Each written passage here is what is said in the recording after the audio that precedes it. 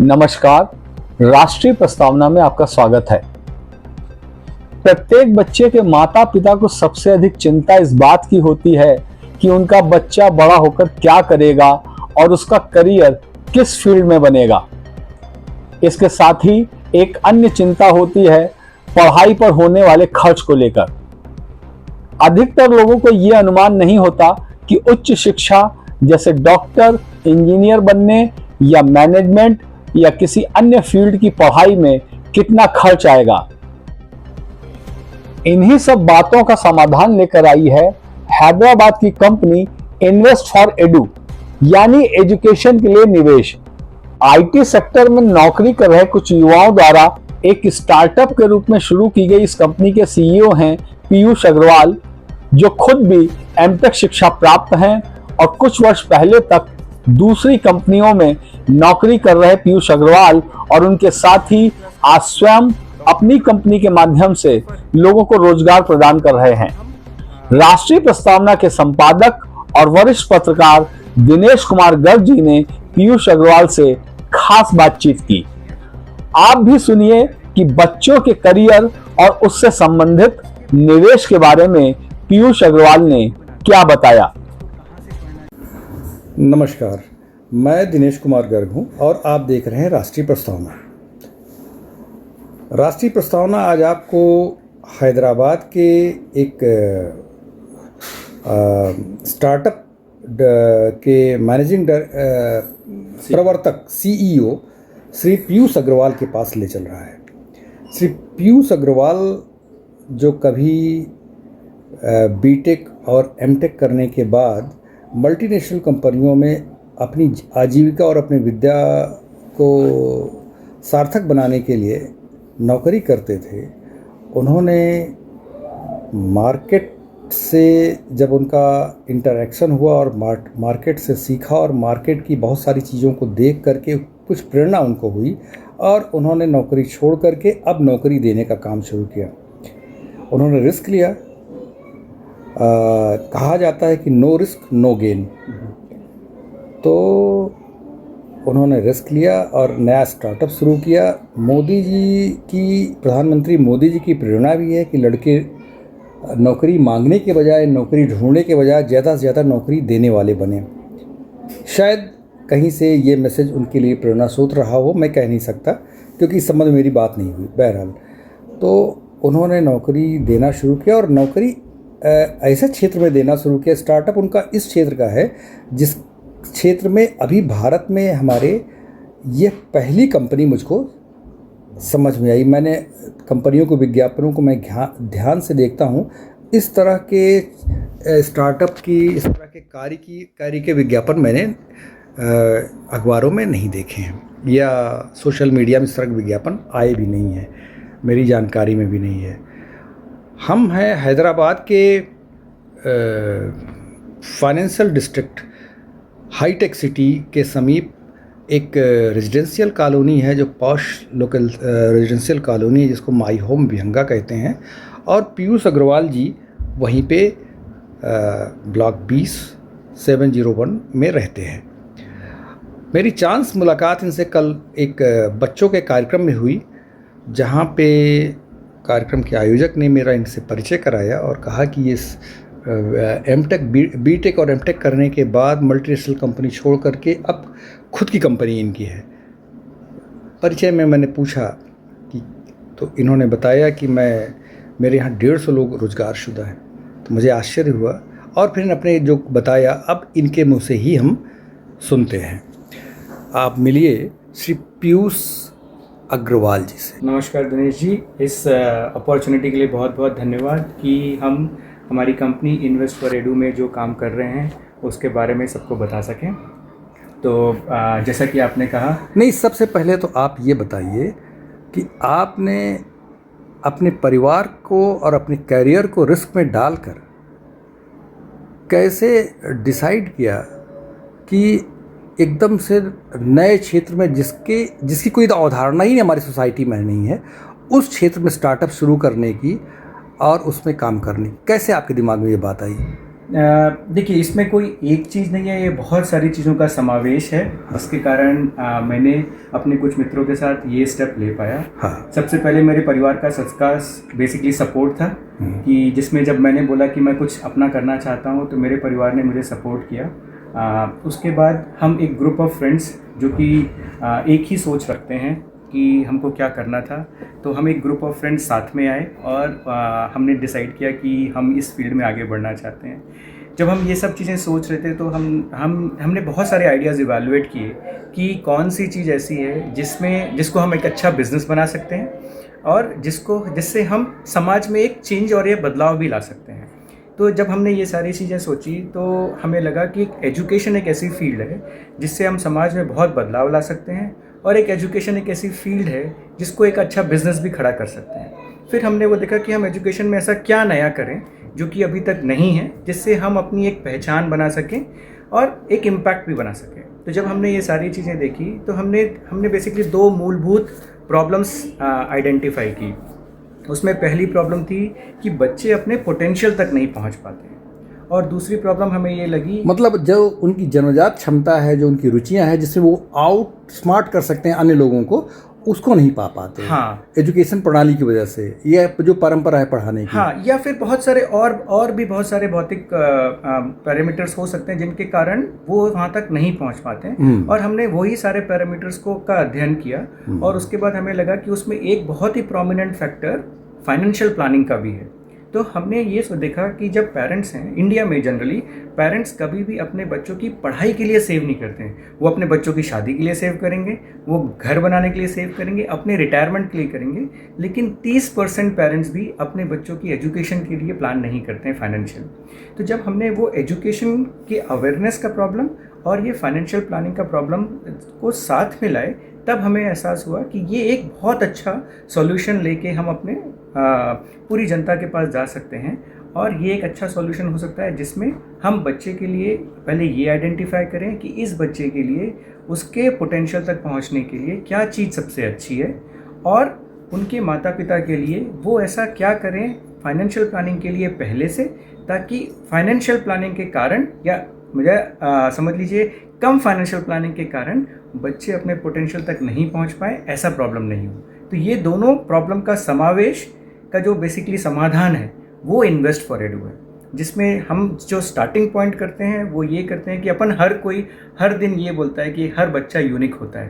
Starting point है जिसमें हम बच्चे का एक असेसमेंट करते हैं और बच्चे की पर्सनालिटी, एप्टीट्यूड, इंटरेस्ट, उसका लर्निंग स्टाइल और उसके बेसिकली सारी और पैरामीटर्स को आइडेंटिफाई करके एक बच्चे का पर्सना बनाते हैं, और ये बच्चा यूनिक उस नहीं, पर्सना कैसे बनाते हैं? क्या साइकोलॉजिकल रीडिंग कराते हैं? हाँ, तो हमारी कंपनी में हमने बहुत ही होनहार साइकोलॉजिस्ट रख रखे हैं, जिनका यूज़ करके हमने एक साइकोमेट्रिक असेसमेंट बनाया है, जो कि एक क्वेश्चनियर है, और इन क्वेश्चनियर के आंसर्स के बेसिस पे हम वो असेस करते हैं। और उसके बाद फिर हमारे पास बहुत सारे काउंसलर्स हैं जो कि इन बच्चों से और माता पिता से बात करके वो आइडेंटिफाई करते हैं। तो जैसे आपको एक सैंपल मैं दिखाता हूँ कि बच्चे की जो पूरी जर्नी बनेगी वो जर्नस की बच्ची है, ठीक है, और उसका हम जब असेसमेंट करेंगे और उसके असेसमेंट और उसके इंटरेस्ट के हिसाब से ये आया कि उसे डॉक्टर बनना है। तो ये 9th क्लास की बच्ची का डॉक्टर तक बनने का जो पूरा सफ़र है, वो पूरा सफ़र हम अपने प्लेटफॉर्म पर डिफ़ाइन करते हैं। तो इसमें इसका जो स्टार्टिंग पॉइंट रहेगा, समझ लीजिए कि बच्ची के लिए क्या चीज़ उस बच्ची के लिए अच्छी है, और जब हमें ये आइडेंटिफाई हो जाएगा कि उस बच्ची के लिए क्या चीज़ अच्छी है, उसके बेसिस पे हम उसकी पूरी एक जर्नी बनाते हैं, जिसमें उसको कहाँ से पढ़ना चाहिए, क्या पढ़ना चाहिए, उसके लिए उसे कौन सा एग्ज़ाम देना है, उस एग्ज़ाम की प्रिपरेशन कैसी करनी है, कौन से स्किल्स उसको डेवलप करना है, कौन से कॉलेज के हिसाब से क्या तैयारी उसे बाकी करनी। तो ये पूरा समझ लीजिए एक होलिस्टिक एजुकेशन प्लानिंग हम उसको मुहैया कराते हैं, जिससे बच्चा अपने पोटेंशियल तक पहुंच सके। तो हमारा जो मेन मोटो है वो बेसिकली हम 2 रखते हैं। एक कि how we can help a student and a parent to move from confusion to clarity, कि वो कैसे अपने कन्फ्यूजन स्टेट से एक बहुत ही क्लियर स्टेट तक आ सकें कि उनके बच्चे के लिए क्या अच्छा है। और दूसरा, अगर बच्चे का इंटरेस्ट किसी तरफ है, रुझान है, तो उसके पैशन को हम कैसे प्रोफेशन की तरफ ले जा सकें। क्योंकि आप बहुत लोग को देखेंगे जब वो जॉब भी ज्वाइन कर लेते हैं तो भी वे बोलते हैं यार मज़ा नहीं आ रहा है काम करने में, मैं सिर्फ काम कर रहा हूँ क्योंकि मुझे मेरे घर के बिल्स पे करना है। तो अगर ये चीज़ों को अपन अर्ली एसेस करें और बच्चे को उस डायरेक्शन में मेहनत कराएं और उसको वो अपॉर्चुनिटीज़ दें, तो बच्चा का जो पैशन है वही उसका प्रोफेशन रहेगा। उस समय उसके लिए उसकी जॉब या उसका व्यवसाय एक बोझ नहीं रहेगा, वो उसके लिए एक एन्जॉयमेंट रहेगा, तो उसकी सक्सेस निश्चित है। That is what we are trying to do from an early age, कि हम कैसे ये चीज़ बच्चों को शुरू से मदद कर सकें। और साथ में हमें सबको पता है कि पैसा एक बहुत इंपॉर्टेंट चीज़ है किसी भी बच्चे को उसके ध्येय तक पहुंचाने के लिए। तो उसके लिए हम पेरेंट्स को मदद करते हैं कि उन्हें कितना अमाउंट चाहिए, वो सारा अमाउंट के लिए उन्हें कितना इन्वेस्टमेंट करना चाहिए, कहाँ इन्वेस्टमेंट करना चाहिए, और हम उनका बेसिकली वो पूरे हम उनके साथ चलते हैं। पीयूष जी, क्या आप अवगत हैं कि एजुकेशन, पेरेंट्स को मालूम है कि उनके बच्चों की शिक्षा में कितना व्यय आ रहा है? ये एक बहुत ही अच्छा सवाल पूछा है आपने, क्योंकि ये एक सवाल है जिसका जवाब ज़्यादातर पेरेंट्स को नहीं पता है। आज की डेट में वो हमेशा ये देखते हैं कि उनकी एजुकेशन की कॉस्ट क्या थी, उसके हिसाब से वो अनुमानित करते हैं कि हाँ एजुकेशन कॉस्ट बढ़ जाएगी, लेकिन कितनी बढ़ गई है या कितनी बढ़ जाएगी ये उनको तभी स्ट्राइक करता है जब वो अपने बच्चों की फ़ीस देते हैं। लेकिन वो हमेशा वही देख पाते हैं जो बच्चे की फ़ीस आज दे रहे हैं। 10 साल बाद, 15 साल बाद वो तो हर साल बढ़ती है फीस। हाँ, और लेकिन आगे जाके वो फ़ीस कितनी हो जाएगी ये नहीं पता है। और इसमें अगर आप इसे, हर कोई ये देखता है कि इन्फ्लेशन कितनी है, लेकिन जो एजुकेशन की इन्फ्लेशन होती है वो कॉस्ट ऑफ लिविंग की इन्फ्लेशन से डबल है, और वो एक अनुमान पेरेंट्स जनरली नहीं लगाते। अगर किसी पढ़ाई का खर्चा 2 करोड़ है आज की डेट में, अगर आप मान लीजिए अपने बच्चे को विदेश भेजना चाहते हैं इंजीनियरिंग के लिए, मेडिसिन के लिए, तो हो सकता है आज खर्चा 2 करोड़ हो, लेकिन जब वो बच्चा वाकई जाएगा उस समय तो वो खर्चा बढ़कर 4 करोड़ हो जाएगा। तो क्या पेरेंट्स ने उतनी सेविंग्स की हैं कि वो बच्चों को उस समय पढ़ा सकें? और ये एक बहुत ही बड़ा बोझ बन जाता है पेरेंट्स के लिए कि वो इसके लिए या तो बहुत एजुकेशन लोन लेना पड़ता है, या फिर उन्हें अपना बहुत सारा रिटायरल्स का पैसा निकालना पड़ता है, जिससे उनका बुढ़ापे का जो जीवन जिस तरीके से वो जीना चाहते थे उसमें फ़र्क पड़ता है। और ये एक बहुत ही इम्पॉर्टेंट चीज़ जो कि हम अपने बेसिकली सारे कस्टमर्स को समझाना चाहते हैं कि फाइनेंशियल प्लानिंग कितनी ज़रूरी है और अर्ली फाइनेंशियल प्लानिंग कितनी ज़रूरी है, ताकि they can leverage the power of compounding, कि उनका पैसा ही अपने आप बढ़ता जाएगा और वो आगे जाके उनके बच्चों की पढ़ाई के बहुत काम आएगा। तो ये एक बहुत ही मतलब आपके कहने का मतलब ये कि आपसे कंसल्टेशन के बाद जो ये महंगाई, एजुकेशन की महंगाई आपने बताया जीवन शैली की महंगाई से डबल होती है, उससे बचा जा सकता है। बचा जा सकता है एक प्रॉपर प्लानिंग के थ्रू, क्योंकि जो प्राइस बढ़ेगी उसमें कोई अंतर नहीं आएगा, लेकिन आप कितना तैयार हैं उस पैसों के लिए, उसका पहला बेसिकली चरण है कि क्या आपको पता है कि आपको कितना पैसा चाहिए। वो हम शुरू करते हैं, अवगत कराते हैं, और उसके बाद हम ये भी बताते हैं कि आप उस पैसे के लिए कैसे प्लानिंग कर सकते हैं और कैसे अपने आप को उस सिचुएशन के लिए प्रिपेयर कर सकते हैं, ताकि आपका बच्चा फ्रीली एजुकेशन कर सके। कोई भी चीज़ ऐसी नहीं रह जाए जो कि वो नहीं कर पाए काबिल होने के बावजूद भी, क्योंकि आपके पास पैसे नहीं हैं उस चीज़ को मुहैया कराने के लिए। हाँ, तो ये हम बेसिकली कोशिश करते हैं कि एक तरफ हम बच्चे के लिए को असेस करके उसका टारगेट आइडेंटिफाई करके उसकी पूरी जर्नी बनाएं ताकि वो बच्चा अपने पोटेंशियल तक पहुंच सके, और दूसरी तरफ हम उनके माता पिता को उनके सारे फाइनेंशियल लिटरेसी के हिसाब से पहले अवगत करा के उस पूरी एजुकेशन प्लानिंग की क्या कॉस्ट है उससे अवगत करा के फिर उन्हें मदद करें कि उन्हें कहाँ कितना निवेश करना चाहिए ताकि वो अपने बच्चे की एजुकेशन को सपोर्ट कर सकें। और ये सारी चीज़ें हमने टेक्नोलॉजी को यूज़ करके एक टेक्नोलॉजी प्लेटफॉर्म बनाया है जो कि हमारी वेबसाइट भी है, और इसको लिए हमने एक मोबाइल ऐप भी बनाई है ताकि ये सारी चीज़ें बहुत ही आसानी से एक पेरेंट और एक स्टूडेंट दोनों बहुत आसानी से अपने मोबाइल पर ही देख सकें, प्लान कर सकें और ट्रैक कर सकें कि वो जैसा चाह रहे हैं उस हिसाब से उनकी ग्रोथ वैसी हो रही है कि नहीं हो रही है। और अगर उन्हें लगे कि नहीं उन्हें कुछ और पसंद है या जैसे जैसे वो आगे बढ़ रहे हैं उनकी क्लैरिटी बढ़ती जा रही है, तो और उन्हें मतलब लगता है कि कुछ ऑल्टरनेट करियर या कुछ ऑल्टरनेट राउट उनको लेना चाहिए, तो हमारा प्लेटफॉर्म उनको वो इन्फॉर्मेशन भी प्रोवाइड करता है और उसके बाद उस तरफ जाने के लिए भी उनको सपोर्ट करता है।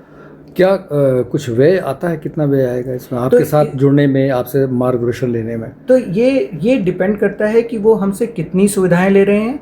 एक सुविधा जिससे हम हमेशा स्टार्ट कराना चाहते हैं बच्चे को, जब बच्चा क्लास 6 से ऊपर पहुंचे तो हमारे पास हर एज ग्रुप के लिए डिफरेंट सुविधाएं हैं। मतलब आपसे सहायता लेने के लिए क्लास 6 के ऊपर क्या बच्चों को आना चाहिए? नहीं, हमारे पास छोटी क्लासेस के लिए भी हैं, लेकिन हर क्लास में जो बच्चों की और पेरेंट्स की नीड होती है वो अलग होती है। तो जब बच्चे छोटे हैं तो उस समय फाइनेंशियल निवेश एक ज़्यादा इंपॉर्टेंट चीज़ है और बच्चों का अर्ली डेवलपमेंट ज़्यादा इंपॉर्टेंट है रेदर देन बच्चों का करियर के हिसाब से रुझान। जब बच्चा क्लास 6 से 8 के बीच में रहता है तो उस समय उसको किस सब्जेक्ट की तरफ जाना चाहिए, किस बोर्ड की तरफ जाना चाहिए, वो हमारा फोकस रहता है। जब बच्चा 9th क्लास और उसके ऊपर पहुंचता है तब हम करियर के हिसाब से सोचते हैं। तो हमारे पास हर एज ग्रुप के लिए सुविधाएँ हैं, बच्चों की और माता पिता की नीड के हिसाब से वो हमसे वो सुविधा ले सकते हैं। एक उदाहरण के लिए, अगर मान लीजिए बच्चा 9th क्लास में है तो हमारे पास एक सर्विस है जिसे हम KYC बोलते हैं।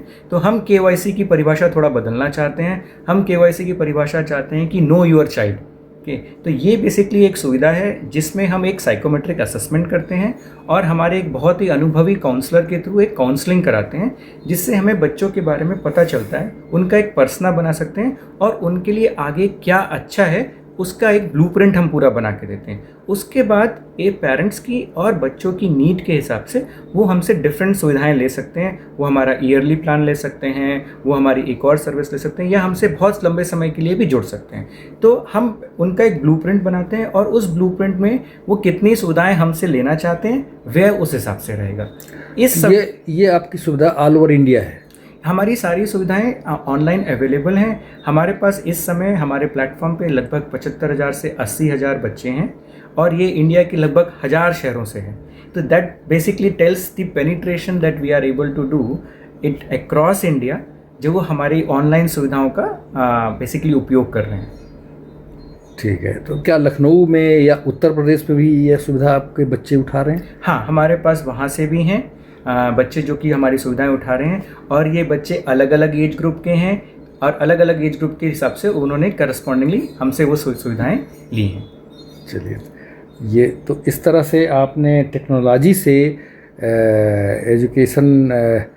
एजुकेशन सर्विस की तरफ जो रुख किया है, उसका नतीजा ये हुआ कि आप अकेले जहाँ सर्विस कर रहे थे, आज 150 लोगों को आप जॉब दे रहे हैं, खुद जॉब दे रहे हैं, और हजारों बच्चों के उन्नत भविष्य की आप एक तरह से आधारशिला रख रहे हैं, उनको मोड़ रहे हैं उस तरफ।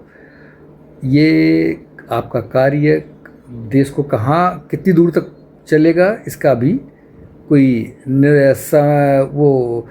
सीमा नहीं निर्धारित है। हाँ जी, अगर आप ये देखिए कि अगर अपन वर्ल्ड में भी देखें तो जितनी यूथ पॉपुलेशन इंडिया में है उतनी कहीं नहीं है, और किसी भी देश का जो भविष्य है वो उसके यूथ और उसका आने वाला बेसिकली जो बच्चे हैं अभी जो आगे जाके। तो क्या इंडिया से बाहर भी आपके क्लाइंट्स हैं? हाँ, हमारे क्लाइंट्स बाहर भी हैं। हमारे दोनों हमारी सर्विसेज बाहर के बिजनेस वाले भी यूज़ कर रहे हैं, जो कि हमारी सर्विसेज को यूज़ करके उनका खुद का बिजनेस बढ़ा रहे हैं, और बाहर के बच्चे भी हमारी सर्विसेज। ऐसे कौन से देश हैं?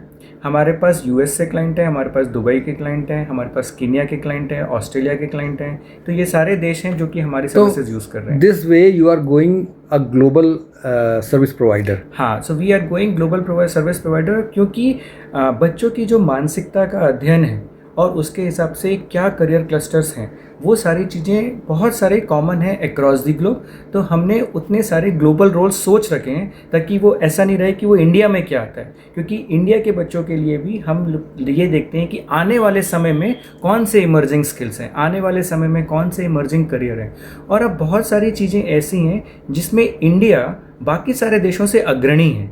जो कि पहले नहीं था, लेकिन अब भी बहुत सारी चीज़ें होती जा रही। तो अब इट इज़ नॉट कि जो चीज़ बाहर आएगी उसको इंडिया कॉपी करेगा। अब बहुत सारी चीज़ें ऐसी भी हो रही हैं जो कि इंडिया में पहले हो रही हैं और जिनको बाहर वाले कॉपी कर रहे हैं। और इसी चीज़ को हम और देखना चाहते हैं कि हम कैसे बच्चों को तैयार करें ताकि वो जो जिसमें अपना देश अग्रणी हो सके, उसके लिए बच्चे कैसे प्रिपेयर हो सकें पहले, और उसके लिए कैसे पेरेंट्स प्रिपेयर हो सकें फाइनेंशियली, ताकि फाइनेंशियली जो बड़ी बैरियर है वो बच्चे की ग्रोथ में नहीं आए। और इसीलिए हम हमेशा इन दोनों चीज़ों को एक साथ रखते हैं ताकि education planning and financial planning goes hand in hand to sort of help the kids to get to the next level.